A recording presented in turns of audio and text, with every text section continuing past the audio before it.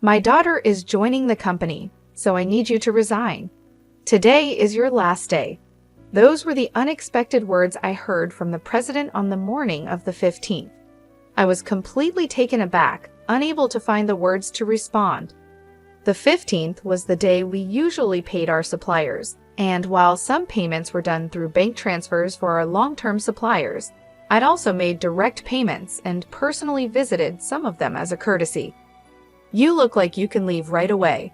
I'll give you the day off, just for you, so you should leave quickly," the president added. He practically pushed me out of the office, and the door closed with a sharp snap right in front of me. I stood there in shock, not knowing where to begin or how to argue my case. My name is Julie. I joined this family-owned paving company straight out of high school and have worked here as a clerical worker for 11 years until just now. The company had around 35 employees, and when the current chairman was still the president, the workplace atmosphere was wonderful. It was a comfortable place to work. The chairman, now retired, used to closely collaborate with the younger employees, and his wife, Olivia, would come in daily to assist with various tasks until he was hospitalized. Their daughter, Maria, was skilled in both fieldwork and office tasks, and her husband was the site manager, respected and trusted by all the on-site employees. Even though they were the founding family, they never acted superior or looked down on us employees. It would have been wonderful if this enjoyable and smooth-running company life had continued, but reality had other plans. Unfortunately, at the end of last year, the chairman was diagnosed with cancer during the company's group medical examination. Due to his health condition, he decided to retire as president and appointed Maria's husband, the site manager, as the next president. Both the employees and I fully supported this decision. We all agreed that the chairman should focus on his treatment, and we wished him a long and healthy life. However, things took an unexpected turn when the chairman's eldest son, Adam, suddenly showed up with his family. I had no idea where he had heard the news, but it turns out the chairman had another child besides Maria. This other child was Adam, who had been disowned about 27 years ago, and I had never known anything about it. According to the senior employees, Adam had been quite a troublemaker in his youth. He frequently got into trouble with the police, and every time something happened, the chairman and his wife, Olivia, would have to go and apologize for his behavior. After dropping out of high school, Adam got involved in multi-level marketing schemes and fraudulent activities, which eventually led the chairman to make the difficult decision to disown him. Despite being estranged from the family for a long time, Adam suddenly reappeared one day, pleading with his father, "Dad, I've realized my mistakes. Please forgive me." I was stunned to witness this unfold in our small company, where the president's office and the clerical room were essentially the same space. Adam expressed a strong desire to reconcile with his father and to work in the company, but given his troubled past, it was hard for anyone to believe in his sincerity.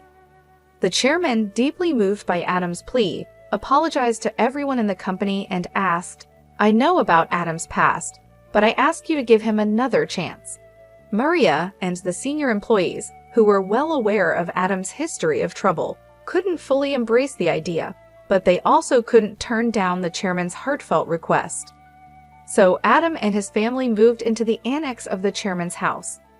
Adam became an employee of the company, and his wife took on household duties. I only saw their daughter once when she visited the company. She seemed to be a college student. The chairman truly believed that Adam had changed for the better after facing many hardships in life. Olivia was overjoyed to have her son back, and often talked about how they would rebuild the company together as a family. However, problems soon began to surface. Adam insisted, "I'm the eldest son, so I should be the next president," which created tension between him, Maria, and the site manager. Although Adam tried to appear hardworking in front of the chairman, the truth was that he did very little. He frequently made demeaning remarks like, "Physical labor is for the workers," and "You're all just worker ants. Work silently." Naturally, his attitude made him very unpopular among the employees. Some of the younger workers even went directly to the chairman, saying, "I can't work under these conditions." Despite this, both the chairman and Olivia pleaded with everyone, saying, "We will talk to Adam about this. Please try to see the bigger picture." Unfortunately, due to stress or other reasons, the chairman's cancer suddenly worsened, and he was hospitalized 5 months ago. During this time, Adam made a bold declaration. "I am the president," Adam declared, despite many employees advising the chairman and Olivia to stick with their original plan of appointing the site manager as president. However, in the end, they chose Adam, their biological son, over their daughter's husband. This decision stirred up quite a bit of grumbling among the employees, who felt the chairman and Olivia were either blinded by parental love or losing their sharp judgment as they aged. The once harmonious atmosphere of the company became tense and uncomfortable. Tensions were high, and it was clear that the decision had caused a rift. Maria and the site manager, her husband, began working behind the scenes to keep the company running smoothly. This left me handling all the administrative tasks alone, a job that was once shared among Olivia, Maria, and me. Now, I often found myself working overtime, sometimes leaving so late that the date had already changed by the time I got home. Meanwhile, Adam seemed to have no interest in the responsibilities of running the company. He treated administrative duties as if they were effortless, spending his days at hostess bars, betting on horses, or gambling. My relationship with Adam, the new president, took a serious downturn over an issue with expenses. Adam had been using the company's credit card for personal dining and entertainment, and while I had overlooked it to some extent, this time the expense crossed a line. With apprehension, I handed the receipt back to him. "I can't approve this expense," I told him. "What? Why not?" he demanded. "This is for your wife's corrective underwear. It's not related to business, so it can't be expensed," I explained, trying to remain calm. Adam's face flushed with anger. "Don't challenge me. She's the president's wife. It's natural for her to dress well. This is a valid expense," he insisted. "No, that's not how it works. Your wife's underwear can't be considered a business expense," I stammered, struggling to comprehend how the president could justify a $7,000 expense for his wife's corrective underwear. His next suggestion left me even more bewildered. "Then let's turn selling corrective underwear into our new business venture. We'll categorize it as inventory, so it counts as an expense," Adam said, seeming pleased with his idea. I was at a loss for words. "We're a paving company," I managed to say, trying to make him see reason. "So what? We can threaten clients that if they don't buy from us, we'll cancel their contracts. Everyone will buy It's easy money. $31,000 for $7,000 worth of product." Adam chuckled loudly, but I felt horrified. "That's absolutely unacceptable. It will damage our credibility," I snapped at him in anger. From that moment on, I became the target of the president's disdain. Day after day, I endured constant berating from him. The situation became so difficult that I wasn't sure how much longer I could handle it. I thought about quitting many times, but I kept going. My loyalty to the chairman, who had always supported me, and my concern for the team, who would struggle if I left, were strong reasons to stay. The truth was, I couldn't afford to lose my job suddenly either. So I decided to tough it out until the right moment came for me to move on. But then, out of nowhere, I was fired. If I quit abruptly now, it will cause problems for our clients, I thought to myself. Taking a deep breath, I gathered all my courage and confronted the president. "I can't do this. I can't just leave without proper notice and a handover. Even your daughter wouldn't be able to handle the workload right away. Besides, today is the day we need to handle payments," I said in one breath, fully expecting the president to explode in anger. As expected, the president's face turned red with rage. "Shut up. I told you to resign because my daughter is joining the company. Today is your last day. After the payment, let them wait until they come to collect it." There's no need to pay them up front, he barked. Excuse me, isn't it normal to pay for something once you buy it? I was shocked and tried to explain it to him calmly, as if I were talking to a child. But the president responded with something so unreasonable that I couldn't believe he was serious. If that's the case, just threaten to switch suppliers. Tell them we won't make the payment this time, so they should give it to us for free. What? That's not something we can do, is it? I was so stunned that I couldn't find the right words to respond. You're completely useless. My daughter has a college degree. She can handle office work easily. As family, she won't question my expenses like you do. You're all talk and no action. We don't need someone like you in our company. Leave now, the president sneered. It was clear that he intended for his daughter to take over the accounting, so he could justify personal expenses as business expenses. Oh, is that so? Just remember, I won't regret this, I replied. I realized that words were useless at this point, and my patience had worn thin. I quickly gathered my belongings and left the company. Feeling sorry for our clients, I called Maria. Even though I knew Olivia and Maria were busy taking care of the chairman, this was urgent. I explained everything to her and trusted Maria to handle the situation. Once I left the company, I suddenly found myself with nothing to do. Being fired without notice clearly violated labor standards laws. I decided to report this situation to the Labor Standards Office. I knew the company could get into serious trouble because we were part of the Middle Company Payment System. This system supports small and medium-sized businesses that can't always afford to pay severance on their own. By using this system, I could claim my severance pay and 1 month's salary. There wasn't a rush though, because I had up to 6 years from my retirement date to apply, and the Labor Standards Office had a 4-year statute of limitations. With my usual professional habits, I started planning out the steps I needed to take and the timeline for my retirement. I decided that I could take it easy for at least a week. Lately, I had been working overtime and weekends without a break, leaving no time for myself. There were many places I wanted to visit once I had some time to relax, so I chose to go on a day trip to the beach for a refreshing break. After enjoying a peaceful day at the beach, I checked my phone, which I had left in a locker. I found several missed calls, emails, and voicemails waiting for me. One email from Maria caught my attention. It said, "The payment process went smoothly. Everything is in order." I felt a sense of relief, despite how abruptly the president had dismissed me. Still, I couldn't shake the guilt I felt for leaving my job in anger. Next, I listened to the voicemail from the company. It was the president's panicked voice saying, "Hey, what's going on? They're saying I'm not the real president.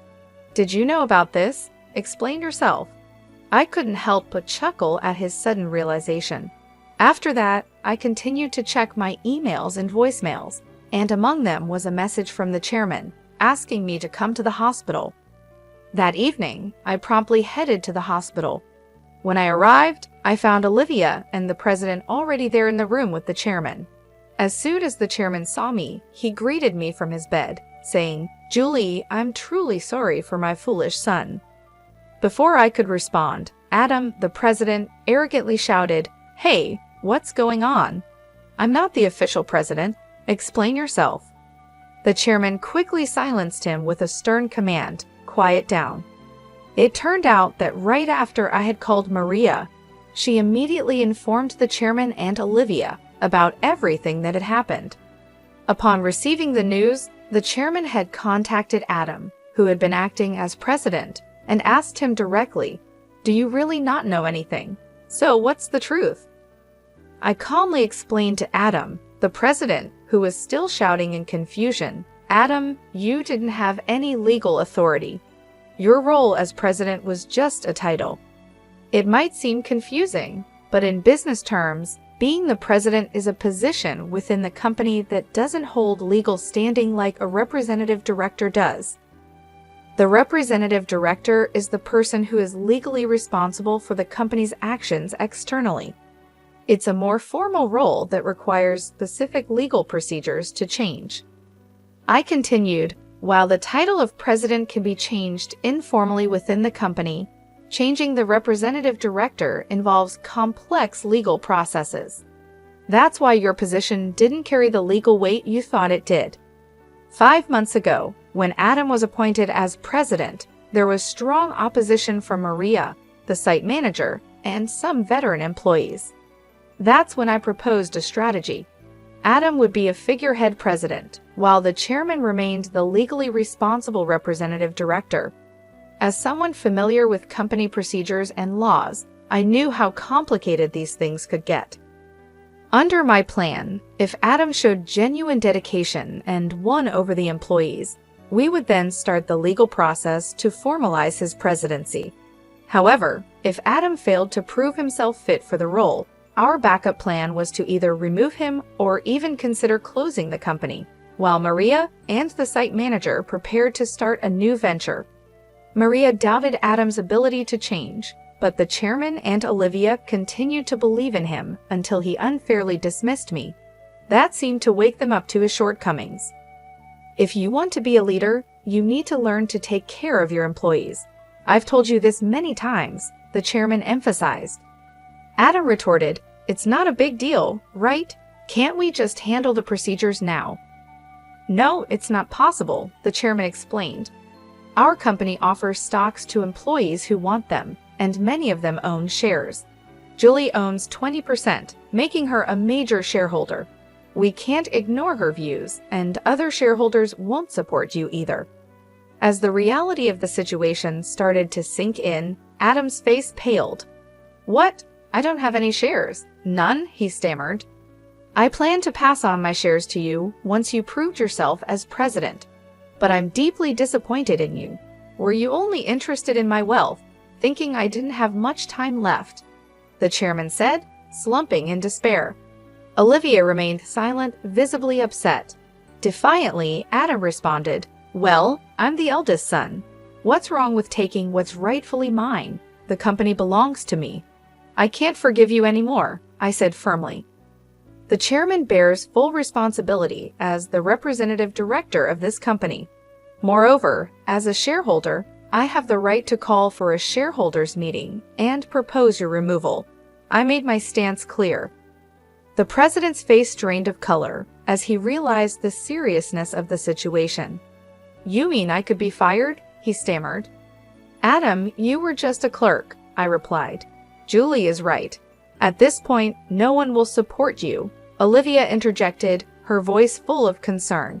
She then turned to me, "Julie, I owe you a sincere apology. I regret the trouble caused because of my love for my son. Please tell me what you'd like to do." I confronted the president directly. "Mr. President, I no longer wish to work under your leadership, so I am resigning immediately. However, I expect to receive my severance pay along with 1 month's salary, including unpaid overtime and holiday pay. As a shareholder, I will also take action through the Labor Standards Office to remove anyone who is harmful to the company." As I spoke calmly, I noticed the president's complexion shift from pale to completely white. I continued, informing them that Maria had been actively visiting clients and successfully promoting our new company. Many clients had already decided to switch from our current company to the new one, and most of our employees were planning to follow suit. "That's impossible. I'll sue you," the president threatened, his voice cracking with desperation. But before he could say anything more, the chairman intervened firmly, cutting him off. "I am the representative director. You have no such authority," the chairman declared firmly. The president collapsed to his knees, and I felt a mix of emotions: regret, disappointment, and a strange sense of closure. "Mr. President, it's unfortunate that things had to end this way. If you had changed your approach when you returned, things might have turned out differently. There were plenty of opportunities for understanding if you had made an effort to learn and adapt," I said, trying to convey the missed chances. Ultimately, it was the president who squandered those opportunities, a classic case of reaping what you sow. In the aftermath, the chairman made the difficult decision to shut down the company, leaving Adam unemployed. The president's wife tried to sell the corrective underwear, but her efforts didn't succeed. They faced legal issues due to their aggressive sales tactics and were eventually arrested for their involvement in a pyramid scheme. When Maria returned to her parents' home, she found boxes of unsold underwear left behind. As for their daughter, she found employment elsewhere, although I'm not sure where exactly. As for me, I'm now happily working at the new company started by Maria and the site manager. I cherish the relationships I've built with others and strive to live authentically each day. Life has moved on, and so have I, with a renewed sense of purpose and fulfillment.